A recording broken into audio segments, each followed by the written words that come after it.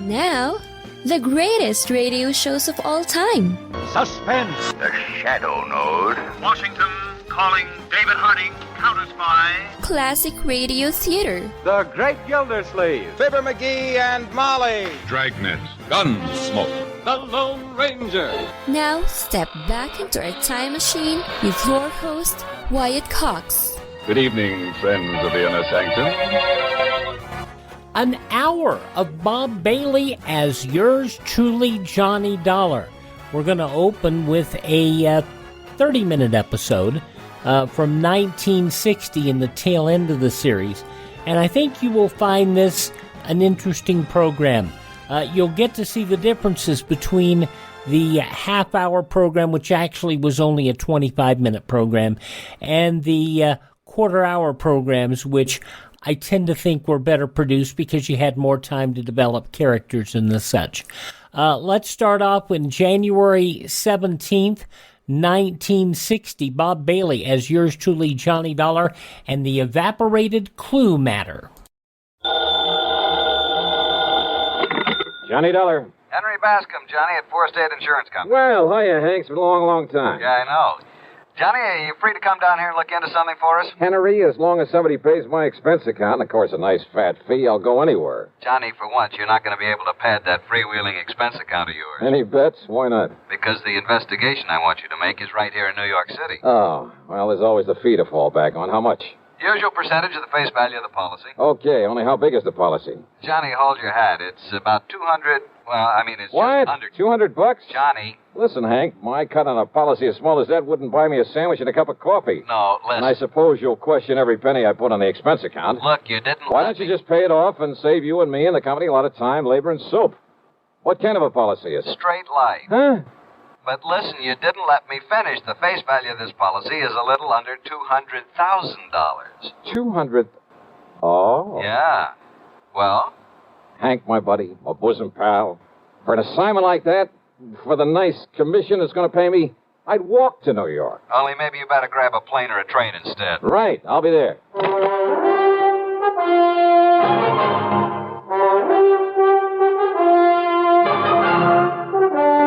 CBS Radio brings you Bob Bailey in the exciting adventures of the man with the action-packed expense account, America's fabulous freelance insurance investigator. Yours truly, Johnny Dollar.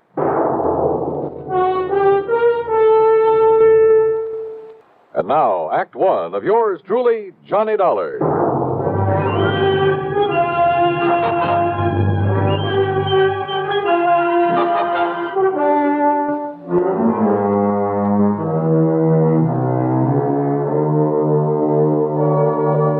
Expense account submitted by Special Investigator Johnny Dollar to the Four State Insurance Company, New York City office. The following is an account of expenses incurred during my investigation of the Evaporated Clue Matter.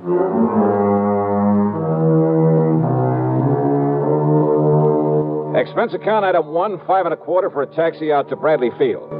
Item 2, $13 even for a plane to New York and a limousine to Grand Central Station. Then I walked over to Henry's office at 500 Fifth Avenue at the corner of 42nd Street. Oh, Johnny, you really made time. Sit down. Yeah, thanks.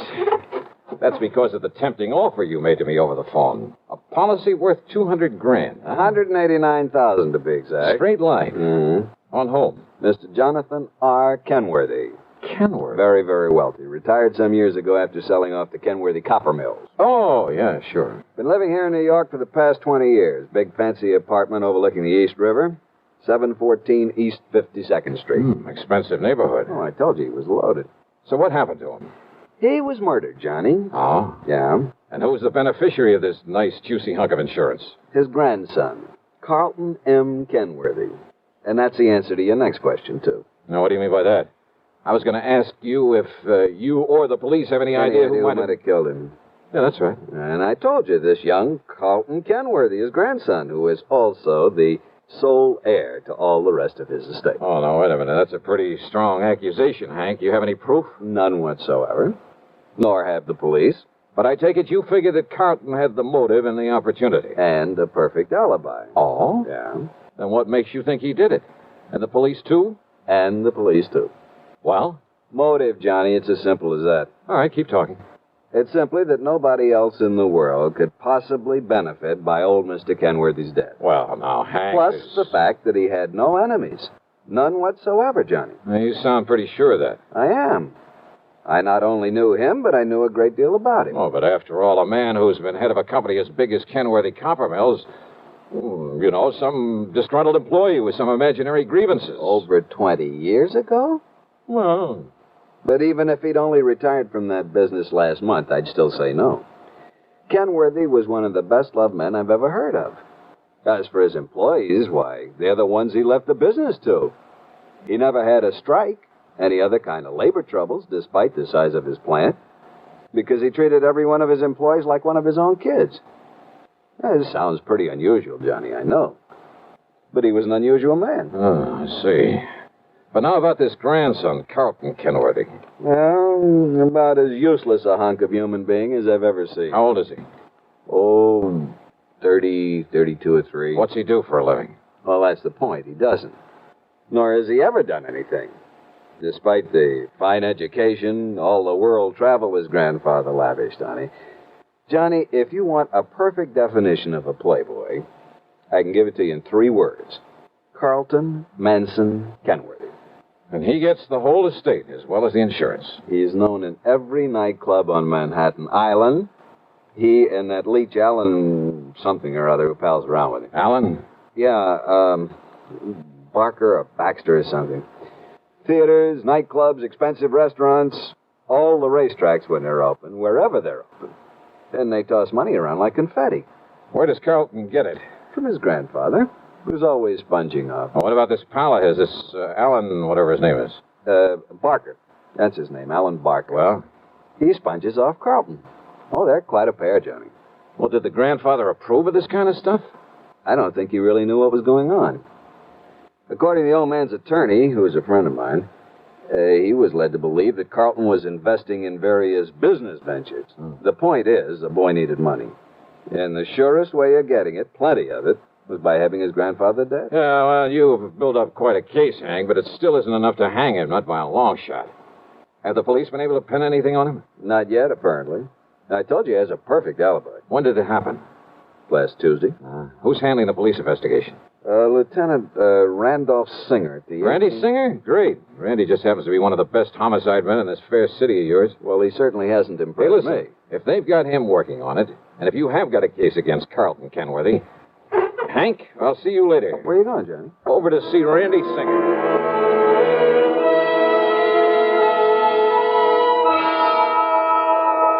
Sure, Johnny, I'm just as sure as your friend Hank at the insurance company. Why, Randy? Well, the way that boy played around cost him a fortune. Even more than his grandfather gave him. You're sure of that? What do you mean? Well, the way I get it, Grandpa gave him plenty. Yeah, but Carlton is up to his ears in debt. Every time the boys raid a plush gambling joint, there he is. He and that hanger-on of his, Alan Barker. Like peas in a pod, those two. Then he probably welcomed the raids. Sure. Probably kept him from having to pay off some of his losses. Yeah, he's still in up to his ears.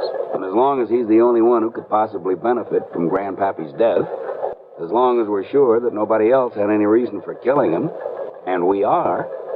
How and when and where was he killed? Tuesday night in his apartment. He was struck on the back of the head with a heavy wrought iron poker from the fireplace. One good wallop, and he was done for. Hank says that Carlton has an alibi. Yeah, airtight. I checked it every way I can. From here, that is. Then where's your case against him? But if you can break that alibi... But, Randy, if you've checked it out... I said from here. But if that company of yours will pay your expenses to Alaska... Alaska? That's right. Oh, look, with such flimsy evidence... Will you do it, Johnny? But now listen, Just Randy. let's say, to get me off the hook. But I'm still not convinced that... Johnny... Okay, Randy, sure.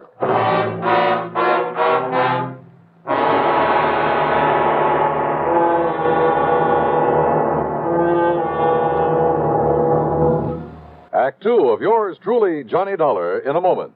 From January 17th, 1960, Bob Bailey as Johnny Dollar here on Classic Radio Theater. By the way, do you know who the first Johnny Dollar was? I'll tell you about that following these important messages. Classic Radio Theater family, you know our friend Mike Lindell has a passion to help everyone get the best sleep of your life. He didn't stop by just creating the best pillow. He created the best bed sheets ever. They look and feel great, which means an even better night's sleep for me, because, you know, I'm working like 67 hours a day. Now, Mike's offering the best deal on his Giza Dreams bed sheets ever. You can get a set of Giza sheets for as low as $29.98. You'll never want to sleep on anything else once you slept on a set of Giza Dream sheets. A special offer for you right now. You can get a set of Giza sheets for as low as $29.98. Call 1-800-928-4715. Use the promo code Wyatt.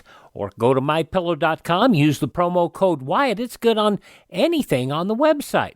That number again, 1-800-928-4715. Use my promo code Wyatt. Johnny Dollar originally was not an insurance investigator, but a detective who tossed silver dollars tips to waiters and bellhops.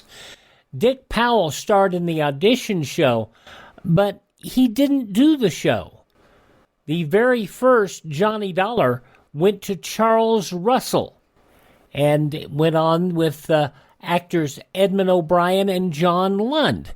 Now, you may know, and if you follow us on Facebook, you know that, but I did a podcast, and I need to move the podcast over from where it's hosted now to my current host so that you can hear it, comparing John Lund's Yours Truly, Johnny Dollar, to Bob Bailey as Johnny Dollar. There really was no difference in the shows back then from any other crime drama or any other detective show. And quite frankly, I will tell you that the new format of the show, 5 quarter hours a week, led to much better character development in the show. The original Yours Truly, Johnny Dollar ran from 1949 to 1954, took a year off, then came back in October of 1955 in the quarter-hour format, and that lasted about a year and a half. And then the show moved in late 1956 to a weekly half-hour drama. And there you go. So that's what you need to know about Yours Truly, Johnny Dollar. And by the way, Bob Bailey would make it until 1960 when the show moved to New York City. And Bob Bailey didn't want to go to New York City. So a couple of other people did the shows. Bruno Zerato Jr. took over as the producer of the show, and former child actor Bob Reddick took over as Johnny Dollar. I didn't think he was really great, but you know who did a great job? Mandel Kramer. And Mandel Kramer was the last Johnny Dollar, as you've heard here on Classic Radio Theater. Okay, I've talked long enough. Let's get back to the Evaporated Clue Matter, an episode of Yours Truly, Johnny Dollar, from January 17th, 1960. And now, Act Two of Yours Truly, Johnny Dollar, and the Evaporated Clue Matter.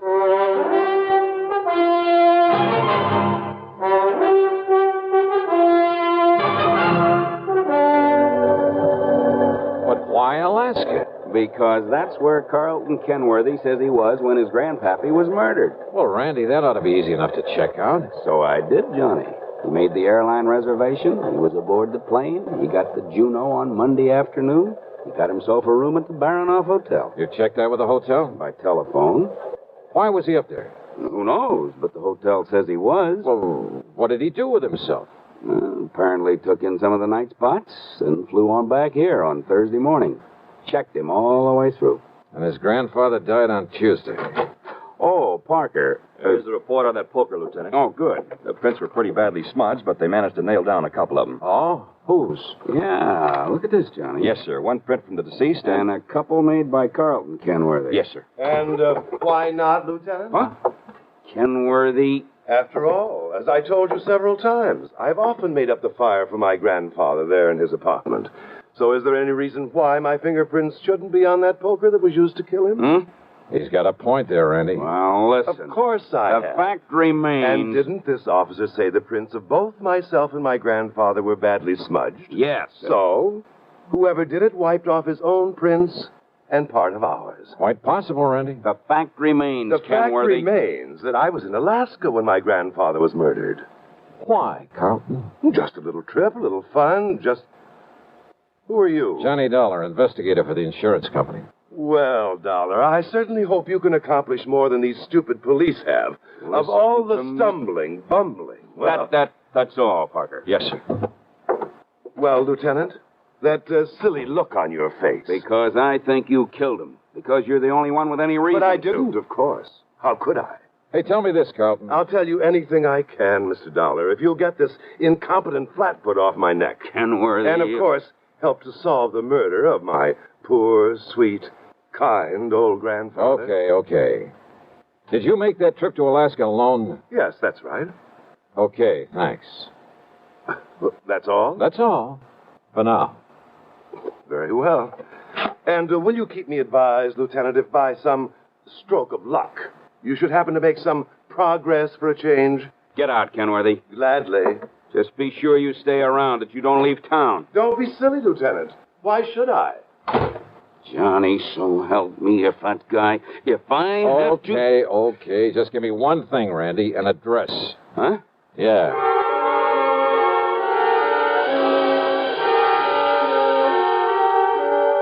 I could see why Randy'd harbor no love for Carlton Kenworthy. His attitude there at headquarters got under my skin, too. Expense account item 3, $1 even for a cab to Alan Barker's apartment. And I saw immediately why Randy had said they were like two peas in a pod, despite the fact Carlton was a good deal huskier. They were so much alike, I wondered if there was some blood relationship. Hardly, Mr. Dollar. We're simply good friends, that's all. Our tastes are alike in liquor and women.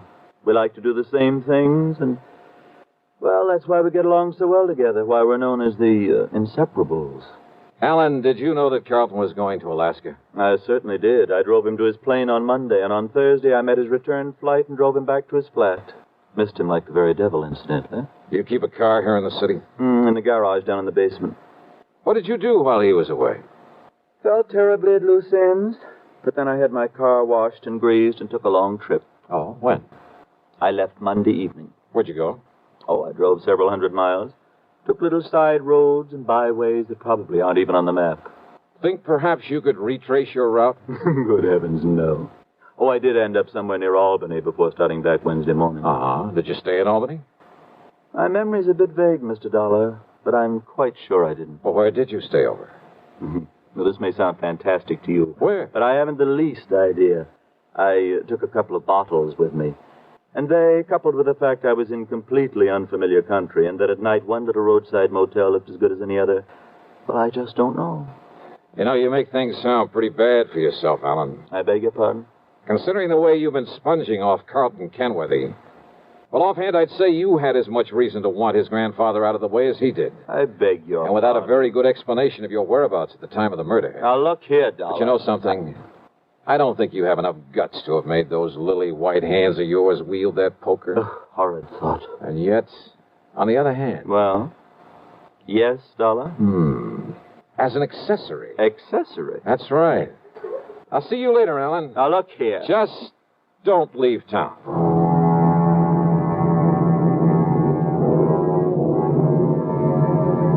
Carlton? Possibly.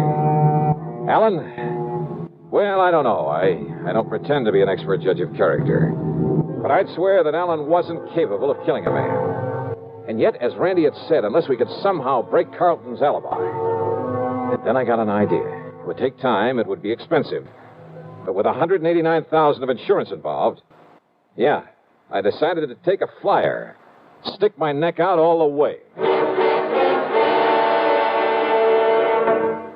And now, Act 3 of yours truly, Johnny Dollar. Expense account item 4, $489.54. That's a round-trip plane ticket to Juneau, Alaska, by way of Seattle, Washington. It wasn't until we got there that I suddenly realized I'd been pretty stupid. In spite of the fact that Alan looked very much like him, I should have taken along a picture of Carlton Kenworthy. And certainly I should have taken along a set of his fingerprints for comparison with any I might be able to pick up, or even a sample of his handwriting. But I didn't, so I'd have to work things out the best I could. Item 5, $10 for miscellaneous taxi fares. Item 6, $10 for a room at the Baranoff Hotel. And yes, I get the same story Randy Singer had about Carlton's having been there, having spent plenty of time at the bar and the bubble room, at nightclubs all over the town. But then it was item 7, $8.50 for some drinks and dinner in the main dining room that finally did the trick. Yeah, that pointed out the one small, seemingly insignificant way in which I could either prove or disprove Kenworthy's alibi. Believe me, seldom has the solution of a murder case hung on such a slender thread. Anyhow, less than 36 hours after I'd left New York, I was back at Idlewild Airport. Item 8, 10 cents for a phone call to Randy Singer. Item 9, $7.50 for a fast taxi into 18th Precinct headquarters. Johnny, where you been anyway? Did you get in touch with Carlton? He's right here in my office. Good boy, Randy. Well, hello, Carlton. Ungodly hour to drag a man out of bed and over here. Yeah, have a bad night of it? Alan and I did do the town a bit. Have you found some lead, I believe you call it, on the killer of my grandfather? Yeah, maybe. Do you mind if I sit down? Maybe you'd better. Where were you when your grandfather was murdered? Why, I've told you, Juneau, Alaska. Yes, but was he really in Juneau, Alaska? I think we'll find out. January 17th, 1960, yours truly, Johnny Dollar, here on Classic Radio Theater. We'll have an episode of the Quarter Hour Show from 1956 coming up in just a few minutes. Thanks for tuning in to this hour of yours truly, Johnny Dollar, here on Classic Radio Theater with Wyatt Cox. We'll continue following these important messages from your favorite radio station.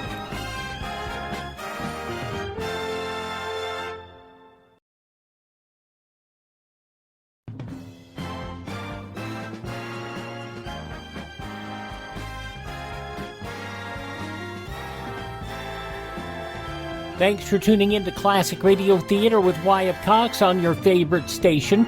The conclusion of yours truly, Johnny Dollar. January 17, 1960, the Evaporated Clue Matter.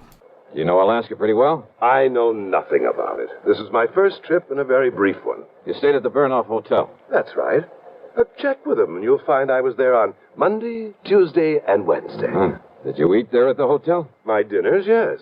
But I fail to see what that could Just answer my questions, will you, please? Why not? Okay, now. Monday night. Cocktails in the bubble room? That's right. But what difference could that possibly... And, what did you have for dinner? Now, that's a stupid question. Yeah? But if I can prove you weren't where you say you were when your grandfather was killed... If you can, Dollar, and I know that you can't, but if you could, I would gladly confess to this murder, regale you with gruesome details, tell you anything you like. Wise guy. I asked you what you had for dinner Monday night there at the Baranoff. Oh, I see. You think if I say I had something that wasn't on the menu that Just night... answer my question. Or perhaps you'll check to see if the dinner was put on my bill, so I'd have to sign for it, leave a sample of my handwriting. But I paid cash for everything. I asked about your dinner. Well? Dollar, of all the asinine, idiotic... Shrimp cocktail, a salad, a steak, and some coffee. You get that stuff anywhere. But now, Dollar... Mike? What? The coffee. Really, if this is detective work, if this nonsensical questioning... Well? No, Mr. Dollar. I had my coffee with cream and sugar. Oh, you ordered cream? I used the cream that was on the table. Look here, now, of all the silly, absurd, childish Cream was on the table? Of course it was. Real cream? Yes, and the sugar was real sugar. That's beside the point. But what you hope to gain by all this, stupid... Oh, you mean you solved this heinous crime without knowing about the sugar, little boy? That's right. Because you'd already told me you were never there. What? Because Alan went up there instead, didn't he? Using your name to establish an alibi for you. Now, what miraculous deduction leads you to... Because of your certainty about that cream on the table. Of course I'm certain. Doesn't any decent restaurant put cream on the table? No, not up there. What? What's that, Johnny? But he didn't tell me that. I don't know why, Randy. Maybe no big dairy farms yet. Maybe just plain habit. Maybe they like it better. Dollar, how did you find out But about on every table, even in the best places, you'll find no cream, but a little can of evaporated milk. Like to check on it? Well, I'll be doggone. It was Alan. Did Alan tell you that? Did Alan give me away because he thought he could get the money if I knew he was my friend only because of the money I could give him, but listen, he's as guilty as I am, Mr. Dollar. Is he? Of course he is, because he helped me kill my grandfather. Well, isn't he? I'll prove it. I'll prove I couldn't have killed him without his help. Do you hear me, Dollar? Do you hear me? You think that's going to help you in court?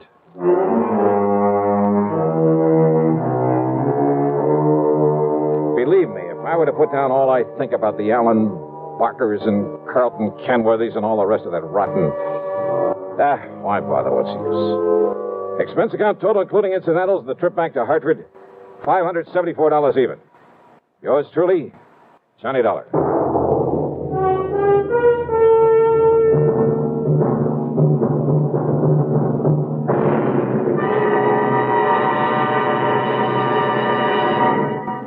Now, here's our star with a word or two about next week's program. And a welcome to a couple of more stations that have joined us. WBRK in Pittsfield, Massachusetts, and WKNY over in Kingston, New York. We're glad to have you with us. And, man, how this network grows and grows. As for next week, well, I wonder just how you'd feel sitting on top of a nuclear explosive device, knowing the darn thing may go off any second and blow you to kingdom come. I know how I feel. And I'll tell you all about it on my program next Sunday, as usual, right here on the CBS radio station that brings you all the best in programming. The story's a real cliffhanger, and I'm sure you'll like it. Join us, won't you? Yours truly, Johnny Dollar.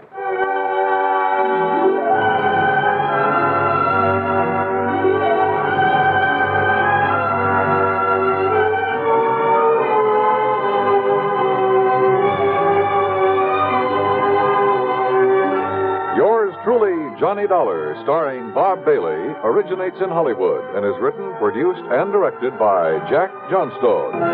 Heard in our cast were Harry Bartell, Herb Vigran, Carlton G. Young, Herb Ellis, and Jack Edwards. Be sure to join us next week, same time and station, for another exciting story of yours truly, Johnny Dollar. January 17th, 1960. Yours truly, Johnny Dollar on Classic Radio Theater. We go from Bob Bailey and yours truly, Johnny Dollar, to Bob Bailey and yours truly, Johnny Dollar, the second part of a five-part story, the Ricardo Amerigo Matter, from 4 years earlier, January 17th, 1956. From Hollywood, it's time now for... Johnny Dollar. Sergeant Barney Peters, Port Morris Police. Oh, hi, Sergeant. Thought you and Adam Bowles were coming over here to look at the evidence in the murder of Ricardo Amerigo. We are. Ed's out warming up his plane. That's why I answered his phone. We got a visitor here in Port Morris. Who? The guy Ed thinks did the job. Pete Corbin, Amerigo's booking agent? That's right. In Port Morris? That's right. Well, are you holding him? I can't. No legal reason to, in spite of Ed's suspicions. Well, what's Corbin doing there? I don't know unless Ed's right about him. Huh? And Pete knows you're on his trail. Well, what's that mean? What could mean he's down here gunning for you.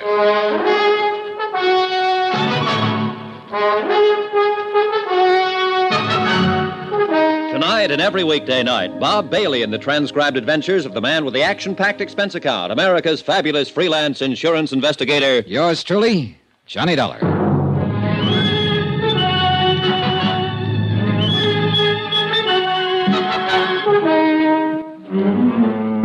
Expense account submitted by Special Investigator Johnny Dollar. Location, Port Morris, New Jersey. Following is an accounting of expenditures incurred during my investigation of the Ricardo Amerigo matter. Item 3, $1 even. For whatever it was, the local druggist recommended to pull my stomach back together after the flight in Ad Bull's private plane from Ad's farm in South Vineland to Port Morris. In a sense, I'm glad we flew. In a car with Ed at the wheel, we'd have been all over the road. As it was, we were only all over the sky.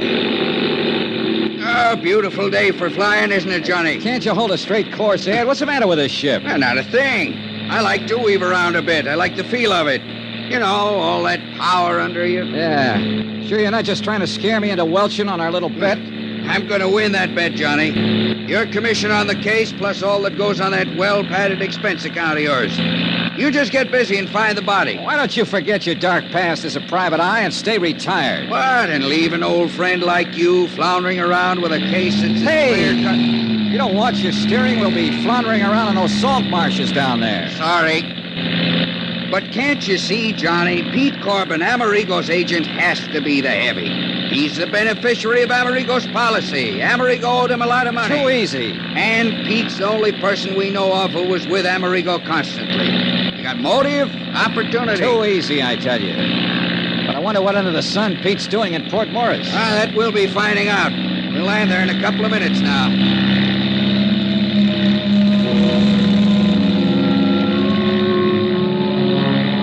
The little town of Port Morris was set on the edge of one of the wide salt marshes that border a lot of the South Jersey shore. Just a vast expanse of salt hay indented with little coves and inlets. Soggy, swampy country. Ideal breeding place for the famous Jersey mosquitoes. And I guess for me, the ideal breeding place for trouble.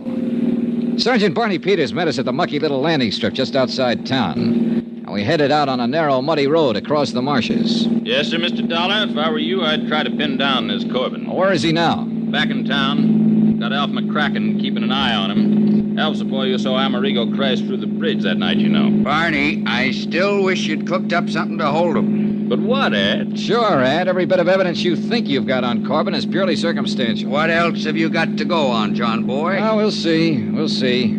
After I have a look at the bridge Amerigo busted through in his car. It's just up ahead a bit. Crosses the Lucky Hoe Creek. I'd also like to know who could have... Well, I'd like to know what could have happened to his body. To that $30,000 Amati violin. You'll see. Just keep in mind that there's a mighty big flow of water in the creek from the tide coming in and going out. Tell me, Sergeant. Johnny, I checked it. Huh? Tide had just turned, was on its way out to the ocean at the time Amerigo's car went over the bridge. Right, Barney? That's correct, Ed. Right now, though, it's probably about as low as it'll... Whoa! What's the matter? Just pulling over to let this car that's coming past us. Otherwise, one of us might sheer off into the swamp. Yeah, these roads weren't meant for two-way traffic. Darn fool's coming pretty fast for a road like this. If he isn't careful... Hey, look, Pennsylvania plates. Huh? He's right. That's Corbin's car. Corbin, huh? Swing across the road. Block him. Quick! Son of a gun. Well, now, where's Corbin, all right? Well, then swing around. Go after him. On this road? He'd slide off into the swamp so fast. By the time we go on up to the bridge and turn, he'll be halfway back to Philadelphia, blast him. Well, we had the bird in hand and didn't know it. What are you going to do now, Johnny? Just exactly what we started out to do. You're losing valuable time. Now, if I were still in this Ed, racket... why don't you stay retired? We drove slowly on up to the bridge, stopped and got out. And although the tide was almost low now, it was easy to see how that rush of water would easily carry a violin or a body or most anything right out to sea. Or could it? The tide was running this same way when it happened. Out. Yeah. And the current was a lot stronger than it is now, so you can imagine what it would... Huh? Yeah. What's the matter, Johnny? Well, that big bird nest, whatever it is, down there at the side of the creek, 50, 60 feet. Oh, that's just where the reeds and hay got matted up. Does look like... Hey. Yeah. If that isn't a fiddle case propped up on top of it. Sure looks like Sure one. it is. Sure. The tide was higher then. The fiddle stuck in those reeds. Wait here. Well, now, Johnny, don't. You come back here. Dollar, it's like quicksand. Stay out of it. Oh, you darn fool. It was like quicksand, too. You'll never make it. Black, glowy muck. And I sank into it up to my knees. I almost had to swim through it, hanging onto it, pulling myself along by the reeds and bulrushes. But half of this case hung on that $30,000 Amati violin, and I wasn't going to let it slip out of my hands. A couple of times I dropped into soft holes, almost up to my shoulders, but somehow I kept going. Pulled the fiddle case off the pile of matted weeds and started back. I'd used up most of my strength, with only one hand to pull myself along to... Ed! Johnny, try and grab this rope. Here. Can't reach. Try it again, Ed. Drag it back. Try it again. Johnny, use the violin case. It'll keep you afloat. I'll try. You all right, Dollar? Here, Johnny. The rope again. Johnny!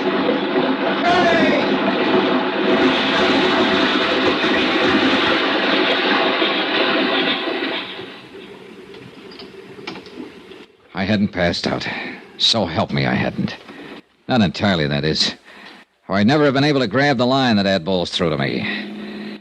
Needless to say, I took a lot of kidding from Ed and Barney Peters on the drive back to Port Morris, especially since I didn't really know what had happened until I came to in the back seat of the car clutching the fiddle case. Jerk. If you'd held onto the rope with the death grip you have on that violin case, we'd have got you out of that muck before you swallowed half the salt water in that inlet. Yeah, sure. I'll say this for you, Mr. Dollar. You don't give up easy. The fiddle. The $30,000 Amati. At least I had half of this miserable case in hand in my hands. There'd be no insurance collection on that violin. And then I saw it. What's the matter, Johnny? You passed out again? No, Ed.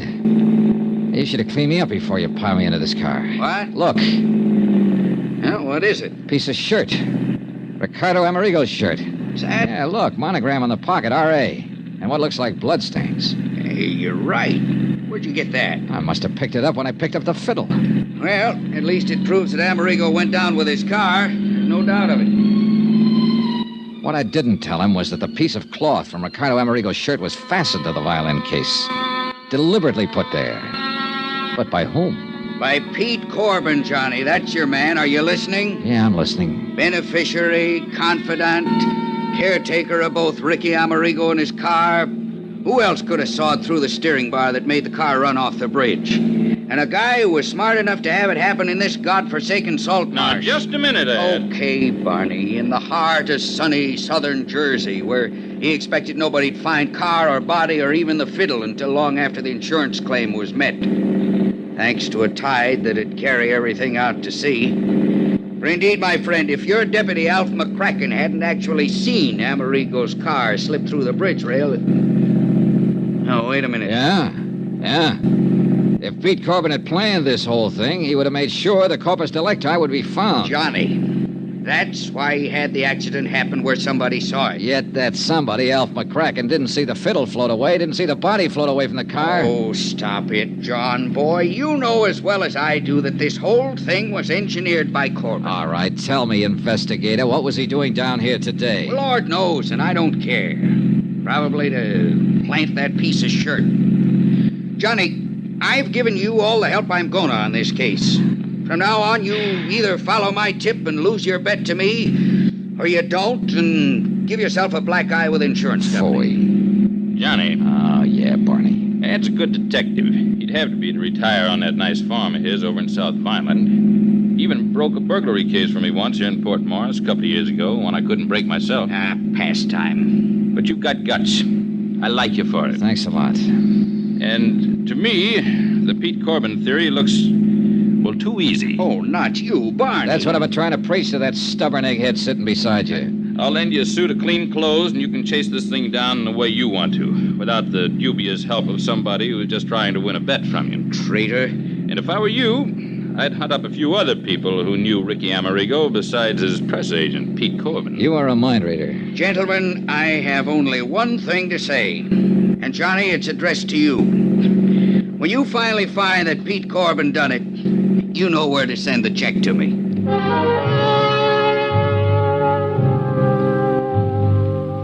At Port Morris, we learned that Alf McCracken had lost track of Corbin when the former dropped in at Osborne's Oyster House for a dozen and a half shell.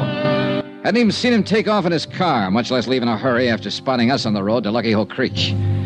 I took advantage of Barney's offer, borrowed a suit of his clothes, and accepted a ride from him to the crossroads of Woodbine where I could get a bus back to Philadelphia. Sure, half my job was done. I'd recovered the $30,000 Amati violin. But I could still hear the oh-so-pleasant voice of Ad Bowles, ex-investigator, not so retired. You know where to send the check to me, Johnny boy. Expense account item 5, $4.95. Bus fare from Woodbine to Philadelphia. And believe me, it's a long bus ride. As soon as I got to my hotel and changed into my own clothes, I called Harry Branson at the insurance company. Mr. Branson here? This is Mr. Dollar, Mr. Branson. Yes, Mr. John. Yeah, I'm back at my hotel, music lover. And I've just won the $30,000 Amati. What? Yeah, I got the fiddle for you. Oh, thank heaven you recovered it. What of Ricardo Amerigo? Later. Do you want the Amati? I'll be right over.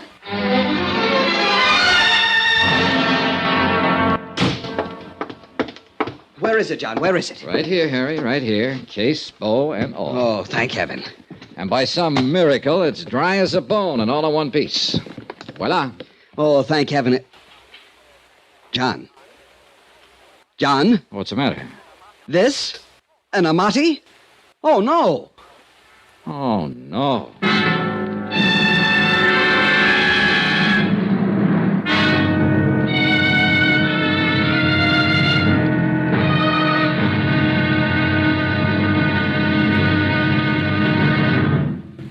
Now, here's our star to tell you about tomorrow's intriguing episode of this week's story. Tomorrow, the results of a poker game. And believe me, there are times when the cards can be really stacked against you. Join us, won't you? Yours truly, Johnny Dollar.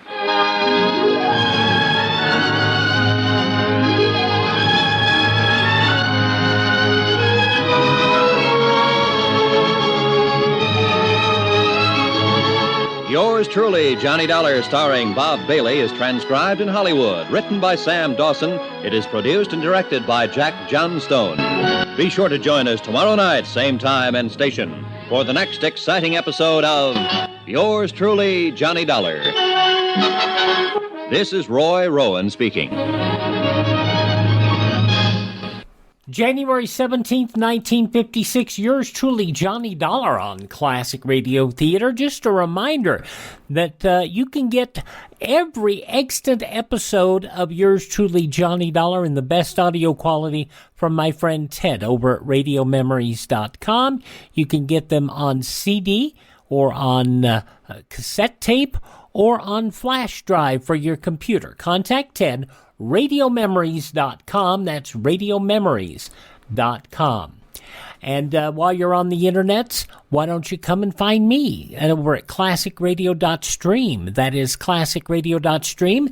There you can stream our shows on demand. You can find my contact information on Facebook and Twitter. You can also contact me by email. And you can also learn more about building a classic radio collection of your own.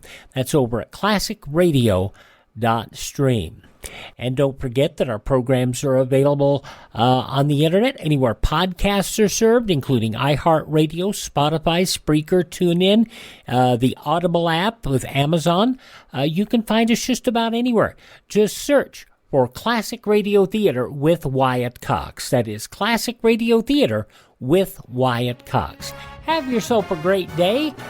Tell all your friends the great radio shows are right here at this spot on the dial. Classic Radio Theater on your favorite radio station.